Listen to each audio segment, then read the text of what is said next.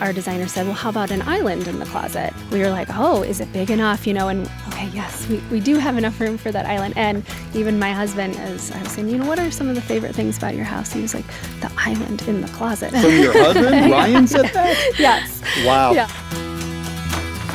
Welcome to The Art of Custom from Hibbs Homes. Sponsored by Pella Window and Doors and Ferguson Bath Kitchen and Lighting Gallery. In this episode, we're organizing with our client Lindsay Wolski and St. Louis Closet Company's Jennifer Williams. They give us the tips and tricks of how to make your home feel more calm and clutter-free. Enjoy!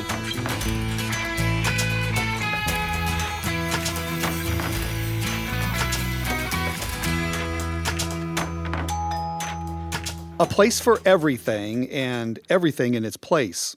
For some, that's a goal. But for others, well, it's simply a way of life. From Marie Kondo to the home edit, in the last few years, there have been a number of home organization rock stars who have amassed something of a cult-like following that grew to epic proportions during the pandemic. Melody, I think it's clear to say that there really is a trend toward tidy these days. There really is. I mean, even during the pandemic, you saw a few people that kind of came on the scene, right? So Marie Kondo, she was there first, and everybody was thanking their things before they, gave them away. Or, and the home edit, they'd been around for a little bit before that. The clutter bug became popular during the pandemic, and just everybody has kind of a different approach. And so some of it rings true with one group, and so it's kind of neat. I think everybody had a lot of time on their hands. They did. They had a lot of time, and they were, of course, in their home, so they started thinking, what organizational skills and what organizational materials do I need to make my living more organized? And I think that the pandemic has really brought about a change in how we look at building a home and home offices, which we'll talk about in an upcoming episode. But home organization is something that many of our clients are focusing on right now. Absolutely. And, we started using our homes differently. And so they had to be reorganized in order to work for how our lives changed. People turning dining rooms into offices and, starting to even cook and bake more. I know I reorganized my kitchen because I started baking bread. And so I wanted my stuff that was in the back of the cabinet to be more accessible. And there really is an art to it. And as I mentioned, a lot of our clients are starting to really think about organizational skills and opportunities. And one of those clients is Lindsay Wolski. She's going to join us today, and we're excited to have her in the studio. And we're also very excited to have one of St. Louis's original organizing gurus. She's in the studio as well, and we're talking about Jennifer Williams from the St. Louis Closet Company. Melody, I know that this is very exciting for you, near and dear to your heart. You have prepared exceptionally well for this segment, so I'm going to turn the reins over to you. So one of the things that we talked about was how our clients are now getting super into organization, and it is now a trend, right? And so I wanted to find out from both of you what your perspective is on what exactly is making it such an important trend. From my perspective, we built a home with Hibbs Homes, and we built it in the midst of the pandemic. And, I think this pandemic has brought some new consumer behaviors out right into the marketplace. And one of those being when you have all of this uncertainty around you. And, for us, that was we moved out of state. We moved from Chicago to St. Louis. We built a home all within the height of the pandemic and being quarantined and all this uncertainty and unknown. How can you bring calmness into your house? How can you reduce friction and frustration for your family during this time period where things just feel so uncertain? For me, that was really figuring out how can we design a functional home? How can we add those elements so that we don't have those frustration points anymore? And I just know, too, from getting to know Lindsay and Ryan before the build and then from my teams working with them during the build, Lindsay's always been exceptionally organized. So, to her point, I think this just gave her another outlet and time to really focus on organization as well. And you're getting ready to start your own organization company. Toying with the idea, I think I found this passion, while building our home. And like Kim said, yes, I've always been organized and I've enjoyed it.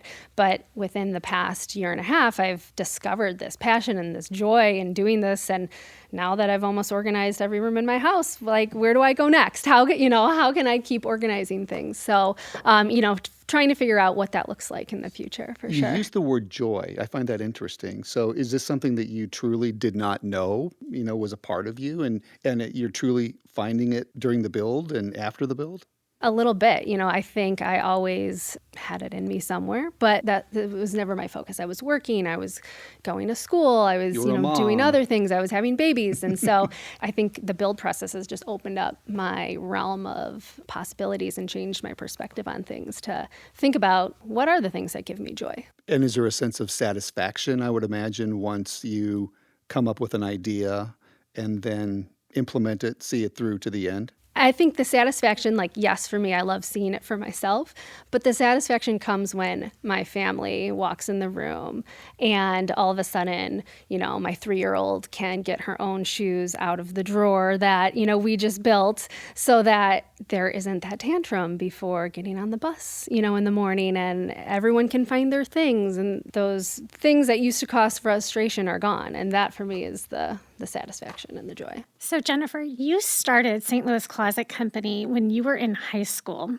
College. Okay. St. Louis University, yes. And so you've been in the business for a little bit. Has there been a shift now that it's a trend? Are you seeing anything with your clients that maybe has changed since pre-pandemic, post-pandemic, or why have things become such a trend lately?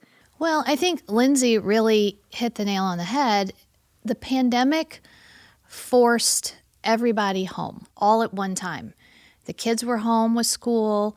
Both parents were working from home. You all of a sudden had homes that had 4, 5, 6, 10 people all under one roof all day, every day, all night. And most of the time we send our kids to school, we go away to work, we come home, and we use our home for dinner and weekends. But with the pandemic, we were all forced under one roof, and that really changed everything.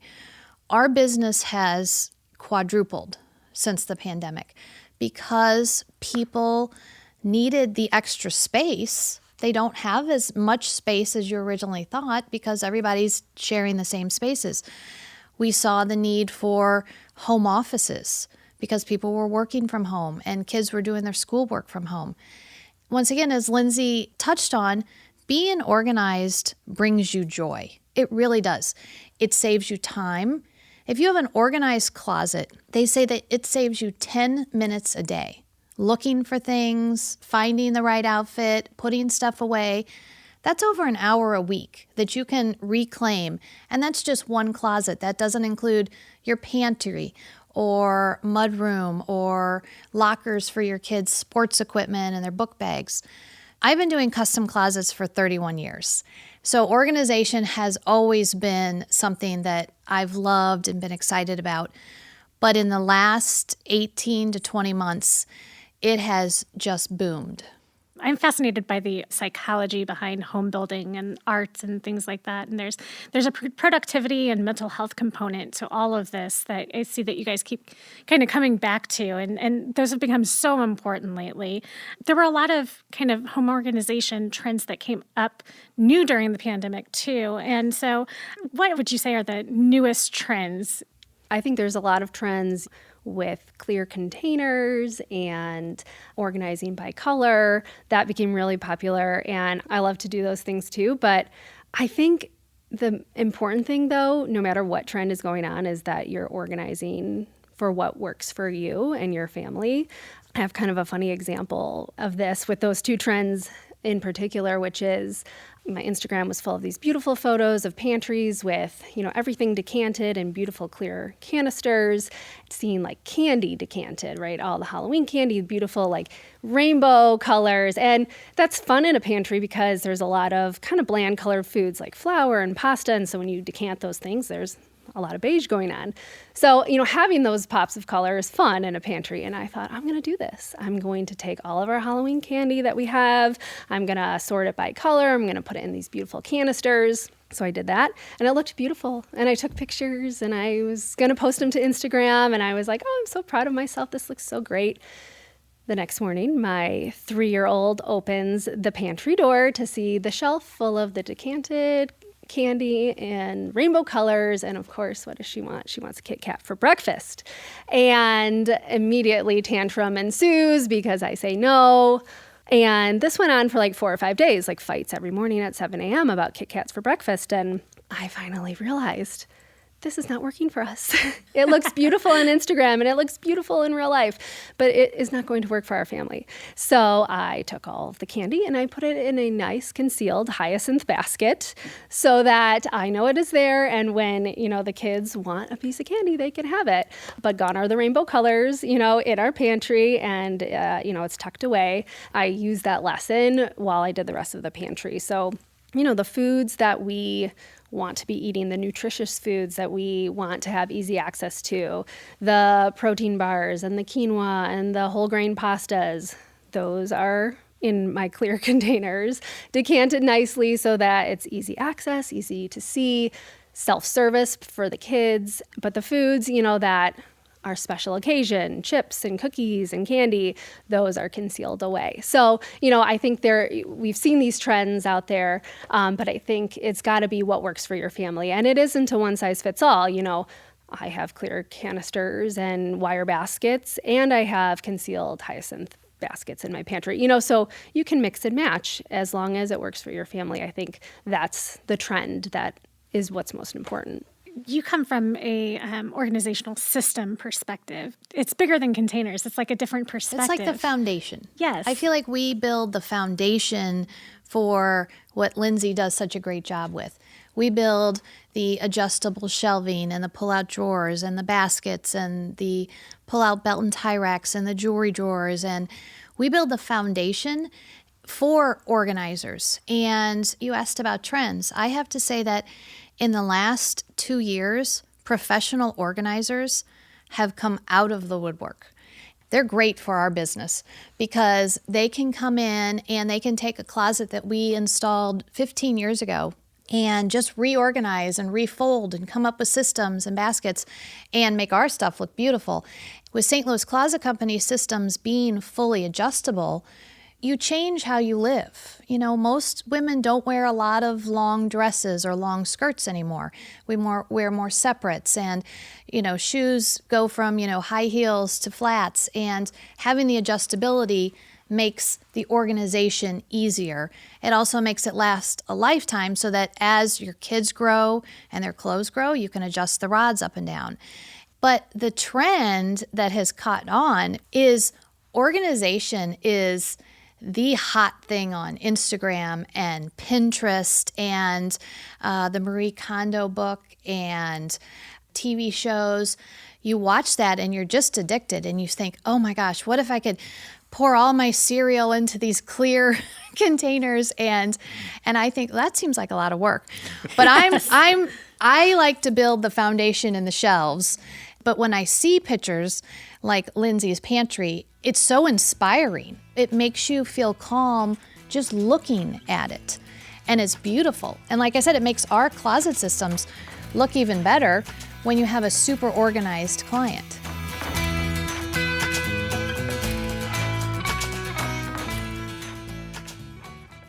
Now more than ever, it's important for you and your family to enjoy the spaces you're in most often. Count on the experts at Ferguson Bath, Kitchen, and Lighting Gallery to help you make the most of home and create a space you'll love to live in together.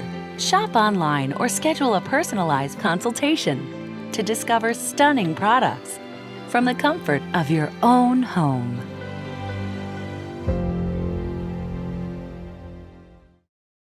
My St. Louis Closet Co. pantry is probably one of the smaller rooms in the house and my favorite room in the house.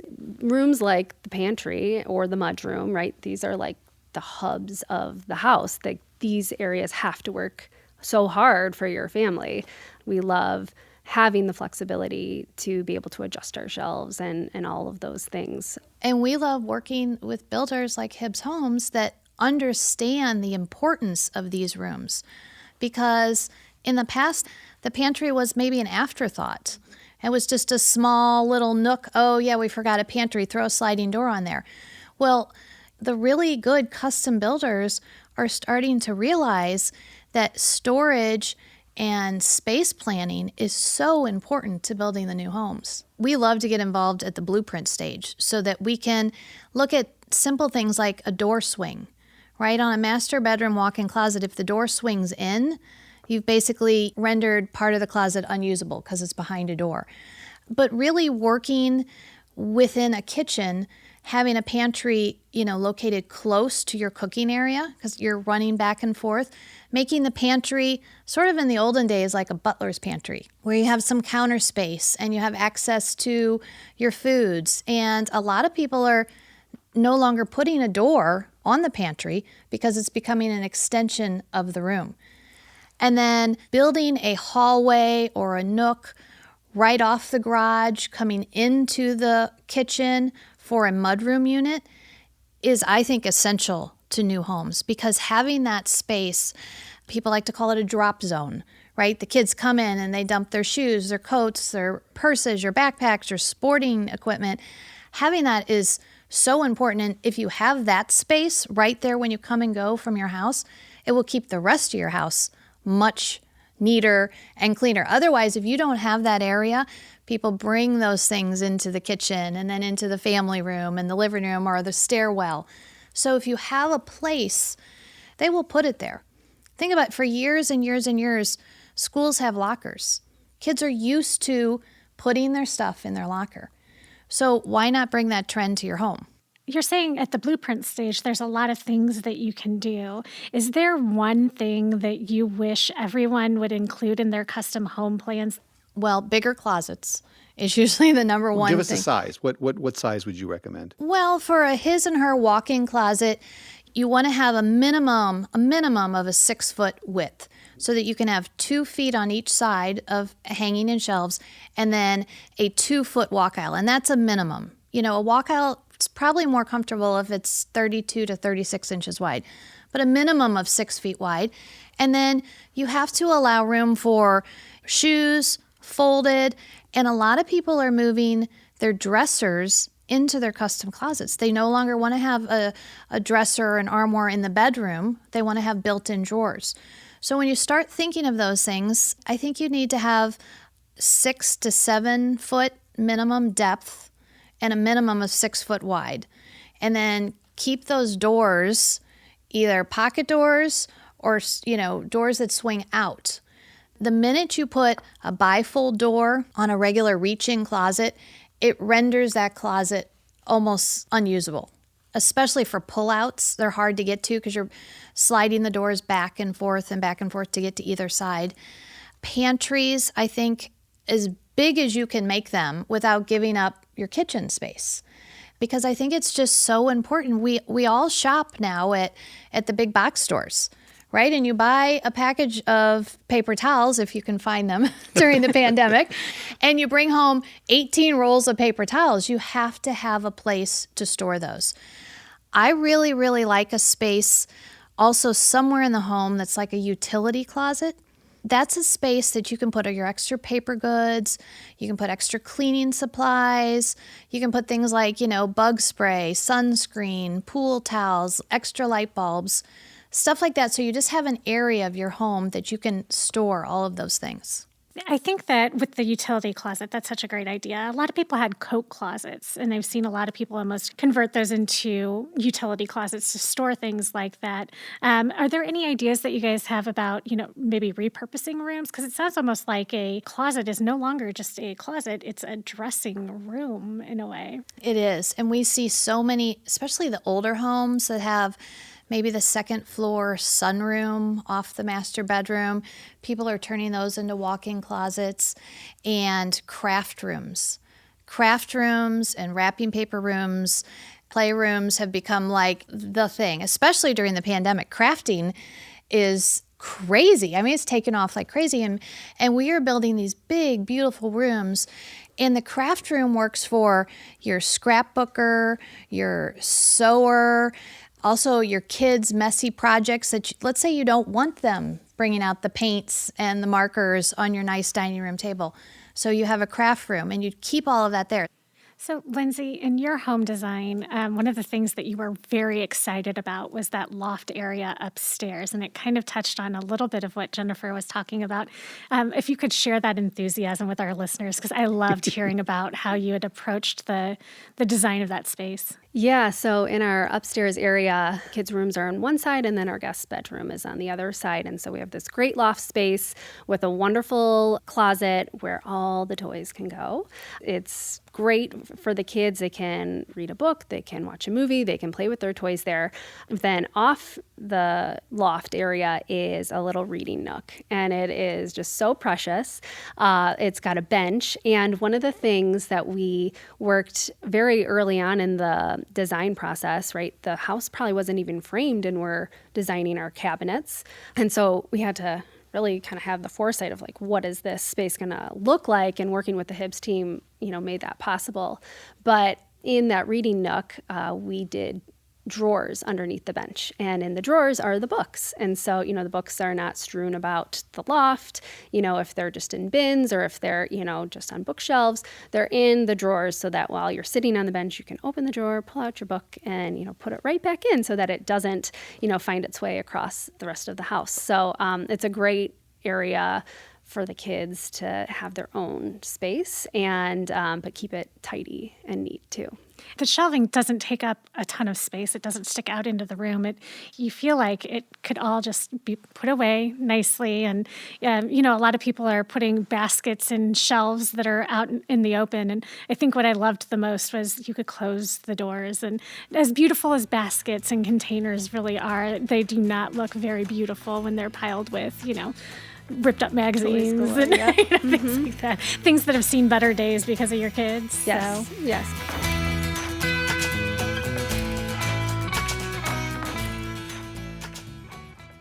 This podcast is sponsored by Pella Windows and Doors. Pella is the industry leader in innovation and style. Windows have become a key element in home design, and Pella has the product and professionals to guide you to your perfect solution. Pella is cutting edge in energy efficiency, durability, and performance. If you're tired of looking through screens, check out the Pella integrated roll screen that you won't see until you need it. Pella offers the broadest selection of premium products to meet any budget and any design inspiration. Allow Pella to show you what they can do to improve the style and comfort of your home. With Pella's limited lifetime warranty, you won't have to worry about windows and doors again. Call 314-714-0100 to make an appointment or visit our showroom in Chesterfield Valley.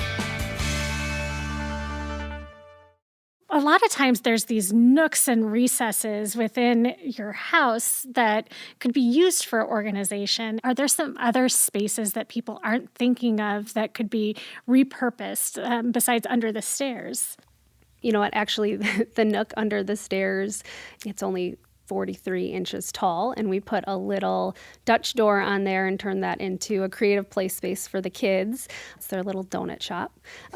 So actually, even in there, it's that awkward space under the stairs that angles. It has that angled slant when you turn the corner, and that's where all the stuffed animals go. And you know what? They don't come out of there really, because that's the stuffed animal's home in the donut shop, and that's where all the play food goes, and that's where the little kitchen is. And so they love it because they can be creative in this space, and I love it because I don't see all of the stuff making its way across the house. So that was a fun space that we had fun with. Well, Lindsay is extraordinary. Yes, she is. Not all customers know exactly what they want. At St. Louis Closet Company, we have designers that work with the builder or work with the blueprints or work with the homeowner.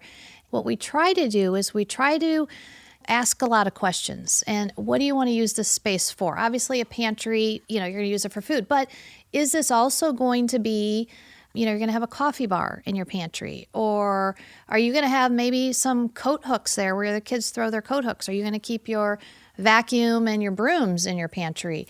trying to ask the right questions to the clients, I think, is important up front. The great thing about our systems, they're fully adjustable. So even after people move in, sometimes they start using a space differently than what they thought. And that's okay, because we can take a section of all shelves and turn it into hanging, or vice versa. We can always come back and add baskets and drawers later. So a lot of times when people aren't sure how they're going to use that spare bedroom closet, or they're not sure what they're going to do with this room, we can come in and build a real basic foundation. Then as they move into their home and they realize, oh, this is what we're going to store here, then we can come back and customize it even further. But asking the right questions, going in and inventorying their clothes is really the biggest thing, because some people have 30 shoes and some people have 300 shoes. And that's a big difference. So you sort of have to know that going in.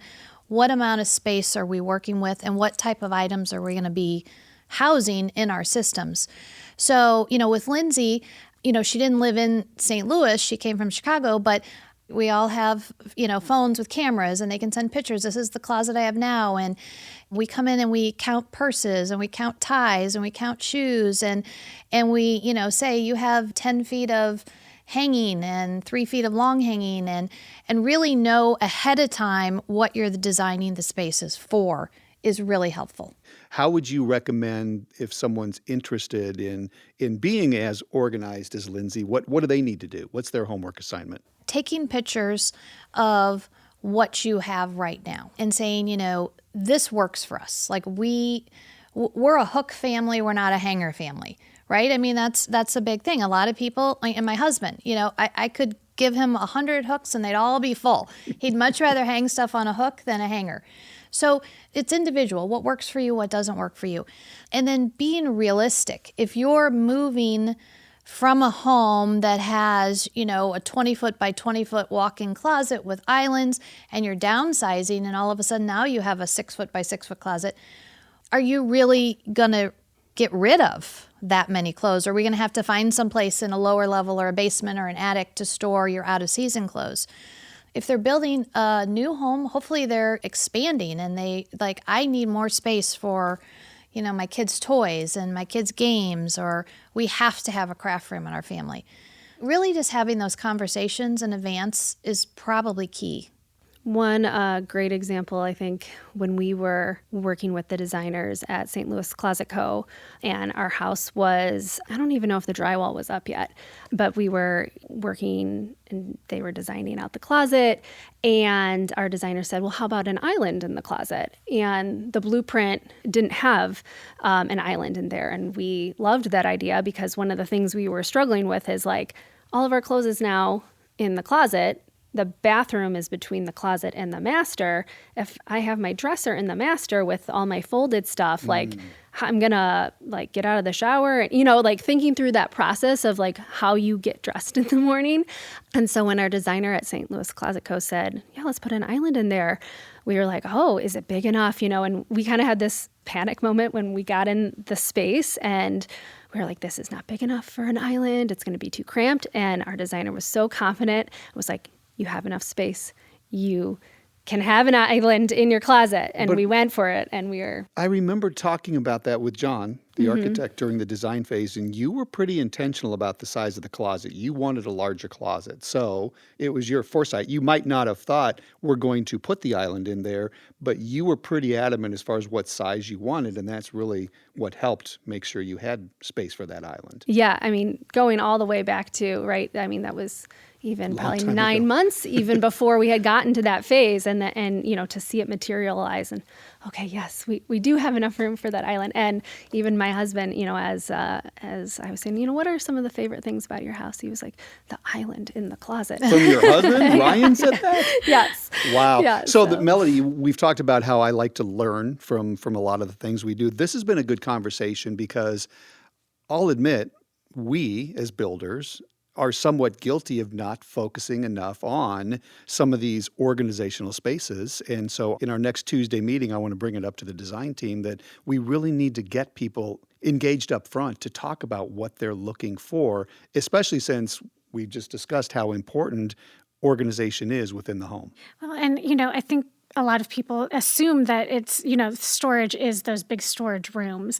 And it sounds like there's a lot more to storage. And I don't know, do people even build big storage rooms in their basements anymore?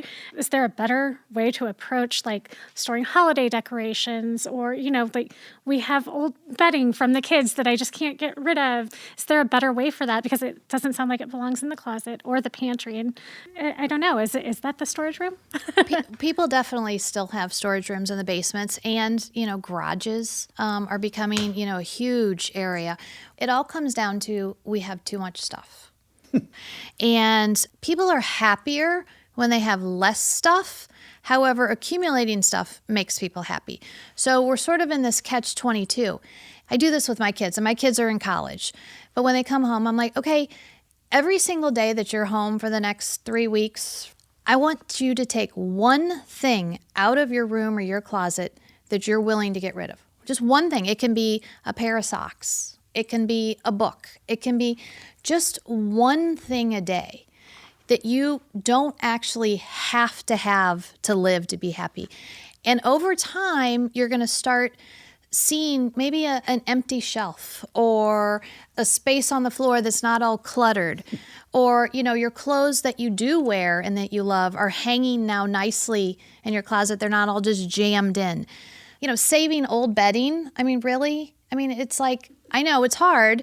My son is 21, my daughter is 20, and I have a cedar closet on our 3rd floor that is jam-packed with all their baby clothes. And I just can't part with them. I cannot part with them.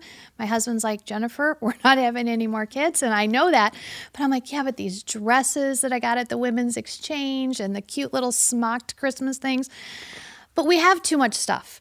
So it really comes down to we have to find places and homes. We have to work with builders so that they understand how important everybody's stuff is. We have to organize the stuff so that you can find it easily, you can access it easily, you can see it better. But at the same time, I think that everybody needs to take a good look, which is where I think the professional organizers are coming into play with, do you really need this? And this goes back to the Marie Kondo, does this item bring you joy? Do you really need this much stuff? Do you need bedding that's 20 years old that you may or may not use? And by the time you go to use it or give it to your kids when they get an apartment, they're like, oh, I don't want that. They're going to go to IKEA and buy everything new, and you've been saving these heirlooms their whole life, and they don't want them. So you have to be careful how much stuff you accumulate. I guess I'm guilty of that pack rat behavior, the sentimentality. Well, and there's so many amazing charities and organizations in St. Louis that would love to have some of this stuff. If you're not the kind of person that just wants to throw stuff away, well, then donate it. And then it makes you feel much better, right? You've gotten rid of some stuff.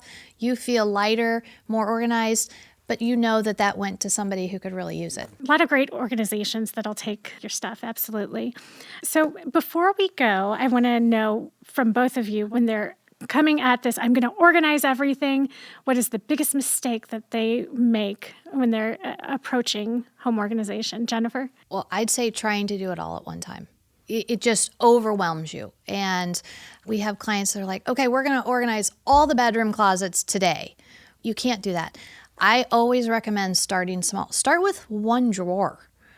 Sometimes if you're just feeling overwhelmed and there's stuff everywhere, just take one drawer. Maybe it's your pencil drawer in your kitchen or your utensil drawer. Take everything out, clean it, go to the Container Store, buy some nice little clear dividers, put everything back in, get rid of the stuff you don't use, get rid of those rusty knives we all have stuck somewhere. And you never use them, but you can't get rid of them.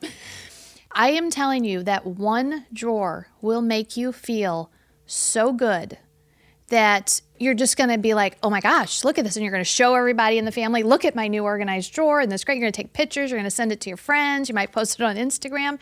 And then all of a sudden you're going to be like, okay, well, let's do the coat closet. Let's do the next thing. I was going to say the same thing. Don't try to tackle it all at once. And so, for us, we moved into a new home and we had a house full of boxes and I needed to prioritize. And I think you prioritize by what is the messiest and what is the functionality that you need the most in your home. we started with the pantry. And we worked our way through the house. But what is left? It is our garage, which I just reached out to our designer at St. Louis Closet Co. And I sent her my sketch and I said, our garage has become the dumping ground for, all the stuff that we couldn't find homes for. Or, you move into a new home and the footprint's different and you no longer need this table or this chair. And so this is our garage now. And so that'll be our next space. But it's been 4 months. So, we wanted to see how we lived in this space and, what are the things that we would need in a garage and how do we transition in and out of the house through that garage. So it may be another couple months until we actually, get to it and figure it out. But prioritizing based on what is the biggest bang for your buck that you can get by organizing that space. And, if it takes a few months after you move in or, if you're already in your home, and that's okay. Giving yourself the grace to figure out what works for you in that space is just fine.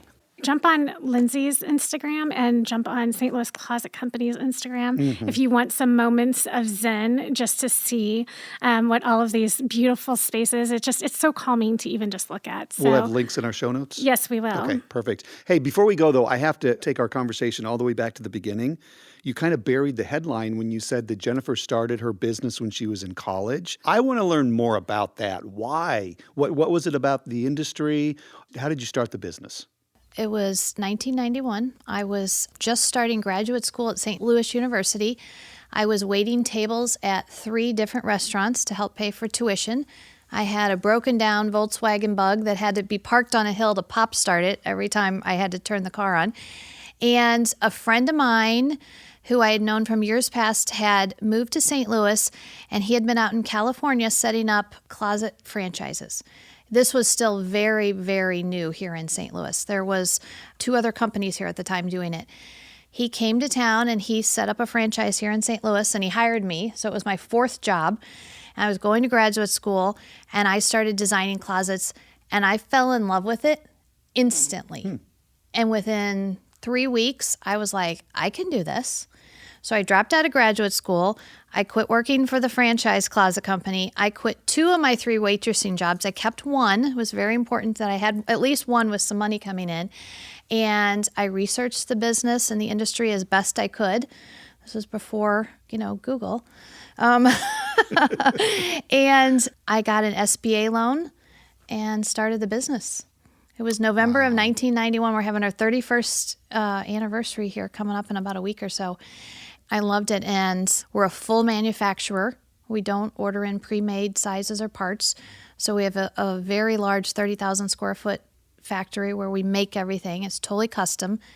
And here we are 31 years later. I still love it. I love what I do. I love working with customers like Lindsay and seeing how happy they are when they're organized.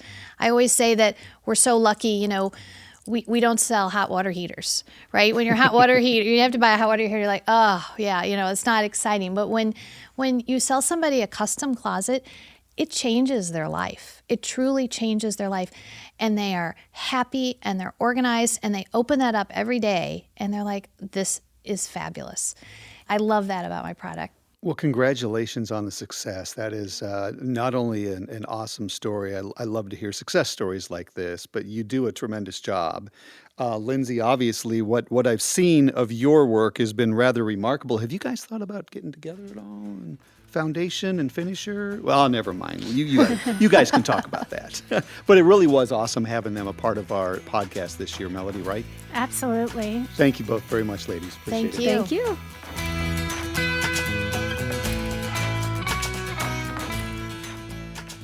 Great information from Lindsay and Jennifer. Fun having them in the studio.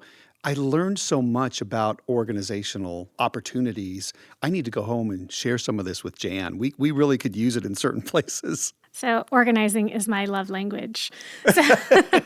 Well, and it's something that you're really getting into as well. Yes, it is. I'm actually part owner of an organization company that was started in 2018 here in St. Louis. So we go in and we do refreshes, restyles, and reorganization and help people stage with their own accessories and furniture before a move. Pretty cool. The name of the company? Properly Placed Organization. That's awesome. And I think that in the years ahead, organization is something that more and more people are going to pay attention to. So it really was nice to have Lindsay and Jennifer in the studio today. And coming out of this, I mean, we're getting ready for the holidays, and we got so much good information about building systems for your home.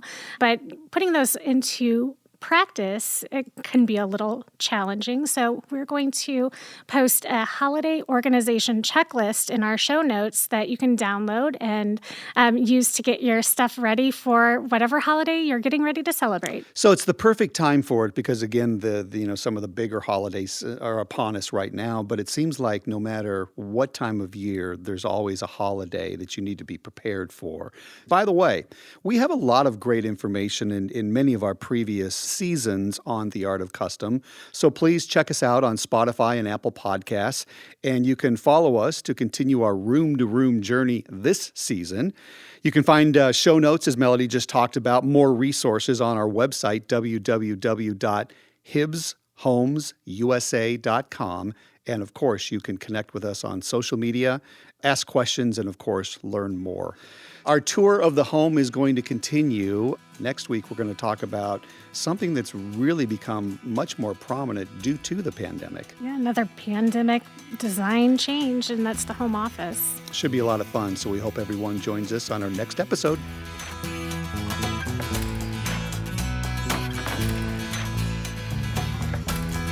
For more information, visit www.artofcustompodcast.com or find us on Facebook as The Art of Custom and on Twitter at Art of Custom Pod. Be sure to subscribe on iTunes, Stitcher, or wherever you get your podcasts to get the latest episodes, and please rate and review to help us grow. The Art of Custom is produced by Hug Monster Sound with original music by Adam Frick Verdine. Thanks for listening.